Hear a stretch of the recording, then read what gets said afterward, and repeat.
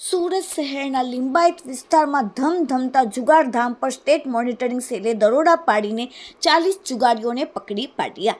ગાંધીનગરની state monitoring સેલે સુરતના લિંબાયત વિસ્તારમાં આવેલી રંગીલા ટાઉનશીપમાં ચોથા માળે ટેરેસ પર જુગારધામ ચાલતું હોવાની બાતમીના આધારે અલગ અલગ ટીમ બનાવીને રંગીલા ટાઉનશીપના ચોથા માળે ટેરેસ પર ચાલતા જુગારધામ પર દરોડા પાડ્યા.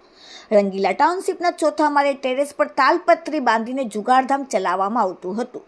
લિંબાયતના રંગીલા ટાઉનશીપની જર્જરિત બિલ્ડિંગમાં જ આખી જુગારધામ સહિતના ગોરખ ધંધા માટે કુખ્યાત છે. સ્ટેટ મોનિટરિંગ સેલ દ્વારા દરોડા પાડવામાં આવ્યા ત્યારે 40થી વધુ જુગારીઓ જુગાર રમતા હતા.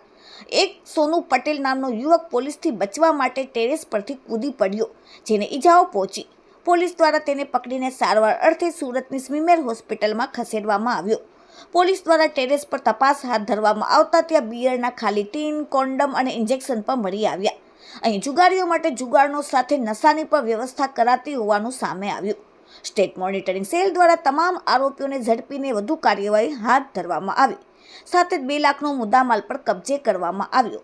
સૂત્રો પાસેથી મળતી માહિતી પ્રમાણે લિંબાયત વિસ્તારમાં રંગીલા ટાઉનશીપમાં ચોથા માળે ટેરેસ પર કુખ્યાત સની જુગારધામ ચલાવતો હતો. જર્જરિત બિલ્ડિંગના ટેરેસ પર બાંબુ વડે પ્લાસ્ટિક બાંધી જુગારધામ ચલાવવામાં આવતું હતું. જુગારધામ ચલાવનાર મુખ્ય આરોપી સની ફરાર છે, જે લિસ્ટેડ જુગારધામ ચલાવનાર સની સામે ભૂતકાળમાં અનેક ગુનાઓ નોંધાયા છે. આ સાથે લિંબાયત પોલીસની પેટ્રોલિંગ અને કામગીરી સામે પણ સવાલો ઊભા થાય છે. Bureau report, daily India TV, Surat.